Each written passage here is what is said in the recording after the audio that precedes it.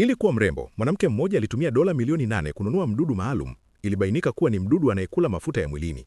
Akiingia ndani ya mwili wa binadamu, anaweza kupunguza uzito haraka sana. Hata mtu mwenye kilo nyingi sana anaweza kubaki mwembamba kwa muda mfupi. Kwa sababu hiyo, mwanaume aitwaye John alitumia pesa nyingi kwenda kwenye kliniki maalum ya kupunguza uzito. Baada ya kusikia maelezo ya daktari, John alifurahi sana.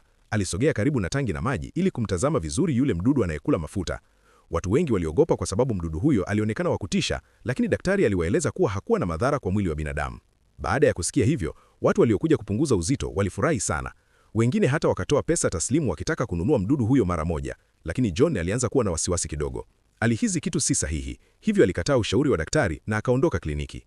Siku chache baadaye, John alikuwa anakula kwenye kibanda cha chakula barabarani. Ghafla mwanamke mwembamba sana alisimama mbele yake. John alishangaa sana kwa sababu alimkumbuka mwanamke huyo kutoka kliniki ya kupunguza uzito. Wakati ule, mwanamke huyo anaitwa Ellie, alikuwa na uzito mkubwa sana, karibu pauni 800, lakini sasa alikuwa mwembamba sana na mwenye mwili mzuri. John alimwonea wivu. Wakati huo, Ellie alimwambia kuwa kliniki ile ilikuwa na ofa mpya. Walikuwa wanatafuta watu wa kujitolea ili wafanyiwe matibabu bure. Baada ya kusikia hivyo, John alitafakari kidogo huku akila baga yake, kisha akafanya uamuzi wa kutisha. Siku chache baadaye, John alirudi tena kwenye kliniki ya kupunguza uzito. Safari hii daktari alikuwa ameandaa hata live stream ili kurekodi mchakato mzima wa kupunguza uzito wa John na kuvutia watu wengi zaidi. John aliongozwa hadi kwenye meza ya upasuaji. Wakati huo alikuwa na wasiwasi sana. Ellie alikuwa karibu yake akimfariji.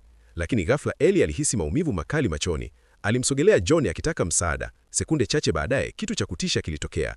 Mamia ya wale wadudu wanaokula mafuta walianza kutoka ndani ya macho yake. Wakati huo huo, mwandishi wa habari aliyekuwa nje akirusha tukio hilo moja kwa moja, naye alianguka kwa maumivu.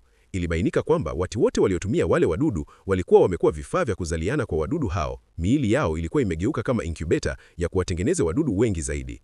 Eneo lote likaingia kwenye fujo na hofu. Watu walikuwa wanapiga kelele na kukimbia kila upande. John alipoona hali hiyo ya kutisha, alikimbia haraka kutoka kliniki ili kuokoa maisha yake.